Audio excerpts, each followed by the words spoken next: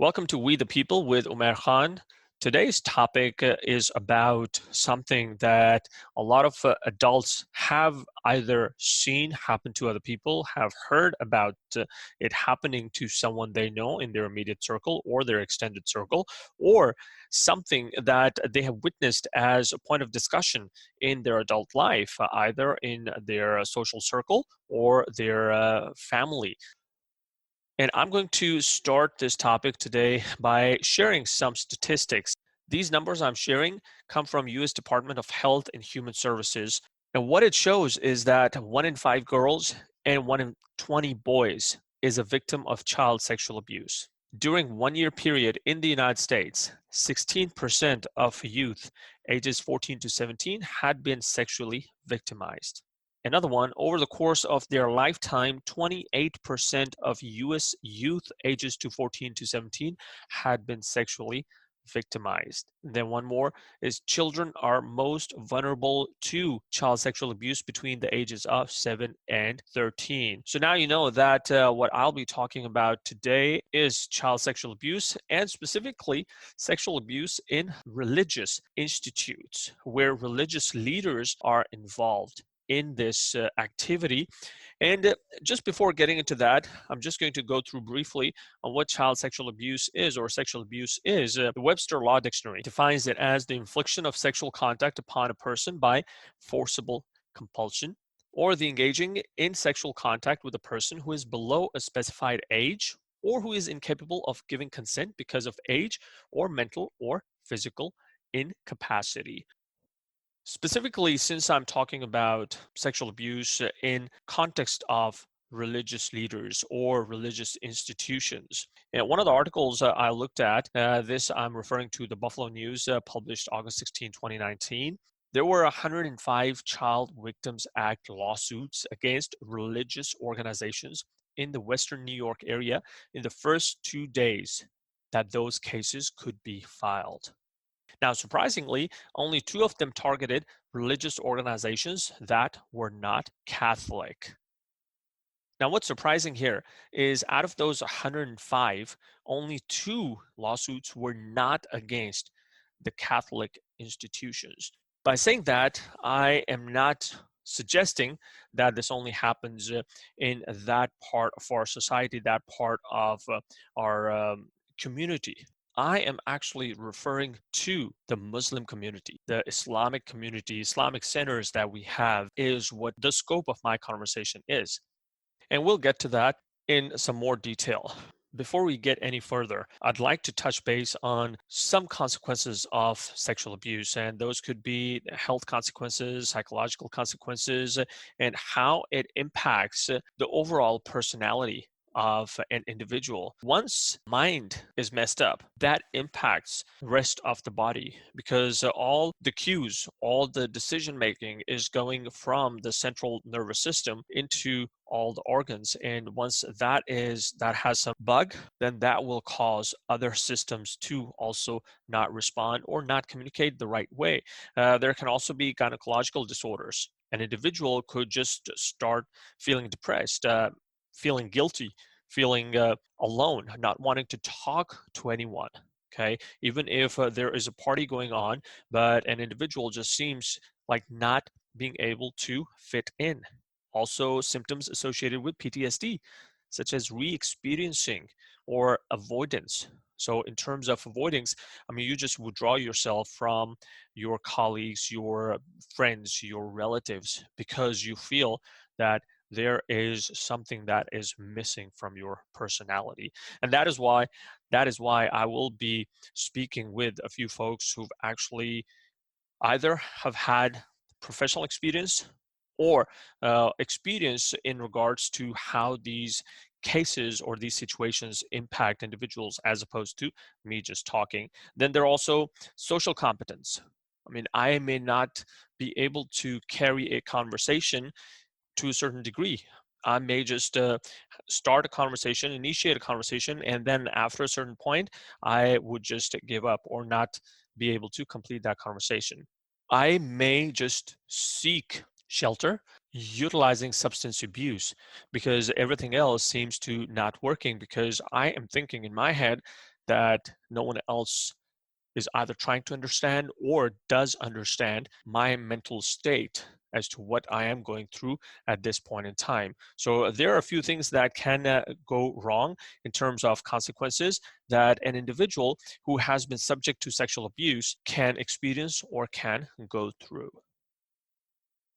Now, the reason I am doing this series, this brief series, is because of two cases that I came across, and also growing up, mental health, anything to do with mental well being in my culture, Pakistani culture, and a broader Muslim society has been a taboo, because a lot of times we hear from our elders that, hey, you know what? Just pray. Just go pray, go perform evolution, and just pray. Allah will guide you. Yes, indeed, that is the case. But with that, you also have to cater to the mental well being of an individual. You also have to cater to the greater community well being. And that can only be done when conversations take place in this capacity. So the two cases that I'd like to mention, first one was in Houston. It happened. Mohamed Omar Ali, he had been followed for a few years before finally being arrested. And there were complaints against him that he had allegedly he had performed sex crimes against children. And this was Fort Bend County Sheriff's Office. They had finally arrested him, Islamic religious teacher. Mohamed Omar Ali, he was 59, and he was charged with one count of sexual assault of a child and three counts of sexual indecency of a child, following January 3 arrest. That was last year. Turns out that he had been doing that. He had actually approached different families in Houston areas, and he offered them to teach Quran to their children. And that is how he was invited to their homes. He was released on bail for 125,000, but it then turned out that he was also present in this country illegally. So not only he did all these crimes, he performed all these criminal activities, but also he was present in this country illegally, and he did not have lawful presence. So how did it happen that an individual not only became part of the community despite his legal status in the country, but also got to a point where he was able to get inside the homes of these children, mingle with these families, and ended up exploiting these families? And the president of Islamic Society of Greater Houston, he actually said, Suhail Sayed, that Ali has not been a volunteer or an employee of any of the facilities. So he wasn't acting in any official capacity on behalf of the Greater Houston Islamic Society. So that also begs to ask another question, is then how did the community allow such things to happen? Or another question might be, how did it get to that point that families were so easy to grant access to a complete stranger if he was not a volunteer in any official capacity or employee of any of the sub-societies of the Greater Houston Islamic Society in official capacity? Those are the questions that one would want to ask. And as I had mentioned before, surveillance of Ali began back in September 2019 after victims reported of this abuse to the FBI. So it took them good 6 years before they finally arrested him. So there are these questions, and there are a few more that I'm going to ask towards the very end, because that is the segue I would like to use for my next conversation with one of the professionals that I'll be talking to. Now, the second case is kind of close to home. This happened in Dallas Fort Worth in North Texas, where I reside. And this was at one of the biggest, one of the oldest Islamic centers here in North Texas. This is Sheikh Zia-ul-Haq. He was the imam at the Irving Islamic Center. Now, what happened there was that Imam Zia-ul-Haq Sheikh, he had been teaching Quran at the center, and he started working with one of his students. At that time, she was 13, and this everything happened. He was finally arrested back in 2019, and charges were filed, and case was settled back in 2019. By settled, I mean there was a decision in that case. So all this happened 6 years prior. So the defendant, Jane Doe, they used, from the age of 13 till she turned 19, she had become emotionally, spiritually dependent on Imam Zia-ul-Haq Sheikh for guidance, for teachings, for learning, because there was no father figure in the household.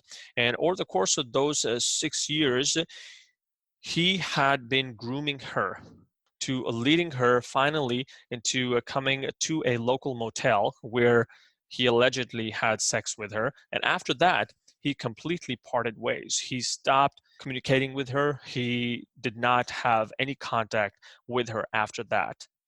What's more surprising in this whole saga is that the folks who found out about this happening, the leaders of the Islamic Society, the leaders of the Islamic Center of Irving, they allegedly did not report this. They got in touch with the parents of Jane Doe, and they started to mediate this process. Instead of reporting this to the law enforcement, they decided to take matters into their own hands. So they became complicit in this act, in this shameful act, or in this shameful criminal act. And instead of making sure that there was a precedent set by reporting that individual who happened to be a leader of the community, who happened to be leader of one of the biggest communities in North Texas, instead of reporting him and setting a precedent, they tried to protect him. And even after the word got out onto social media and everywhere, they still tried to protect him. Even one of the local imams who was a convert, Imam Nick, when he finally presented a khutbah one Friday, he was let go. Well, the reasons that were cited for his departure was that he had used inappropriate words during his khutbah, which, based on everything that I've read, everything that I've researched, he suggested how not to allow your children to fall into this trap of child sexual abuse. And the content of that khutbah is also available online. If you just go on Facebook or YouTube and just search for Imam Nick Irving Islamic Center khutbah, you will be able to find that video. After charges had been filed, he was finally let go of. He was hired by another local Islamic center, Grand Prairie Masjid, and he had been working there since May 2018. He eventually had to resign from that Islamic center also. He parted ways.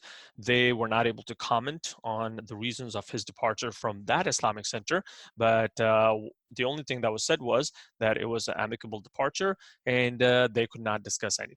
So what I'm trying to say here is, why do we have a pattern of ignorance towards such actions, towards such events taking place within our community, importantly, but more important than that, that take place under the very watchful eyes of our community leaders? Why does it happen? And when it gets out in the open, instead of setting an example, instead of setting a strong precedent, why does the Muslim community leadership not act collectively so as to safeguard our future generations? Yes, I have those questions also. I also have a few other questions, because looking at these two cases, and these are recent cases within last 18 to 6 months. So my few questions in this case: where does accountability lie from an organizational perspective? Is it the leadership of the Islamic Center? Is this the leadership of that community, that city? How do we tackle also another aspect, the illegal employment issue? If that individual, Muhammad Ali, was in this country illegally, and if he was part of the community where he might have been working, where he might have been soliciting some business, but his status was not legal, how do we work with that fact and work with law enforcement agencies? Because at the end of the day, if my business ends up hiring him, and if I have not done my due diligence, then I am as complicit in that act as Muhammad Ali is. So where does that responsibility lie? What can the community leadership do about this? Once someone brings this piece of information to me and I am leader of a community, what am I supposed to do? How am I supposed to move forward with this? Am I just supposed to sit and do nothing? Or should I engage the relevant authorities? Should I engage law enforcement agencies? Should I engage our community mental health experts? Or should I also engage our child services agency experts? There is some sense of responsibility that is lacking here, that we do not see here. How can community leadership ensure illegal immigrants are not employed? If at all that is the truth, that is something that we need to find out. That is something the entire community needs to work together. And if that is the case, then how does the community leadership work with different businesses, with the community businesses, to ensure that rightful applicants are hired, competent applicants, legal applicants are hired, and they are given due benefits? Are there also businesses who want to undermine the pay structure just so that they don't have to extend those benefits by just paying under the table? Does that onus lie on the businesses or the community? That's also another question. What steps have been taken since these two cases have come to light to ensure such is not repeated within our communities?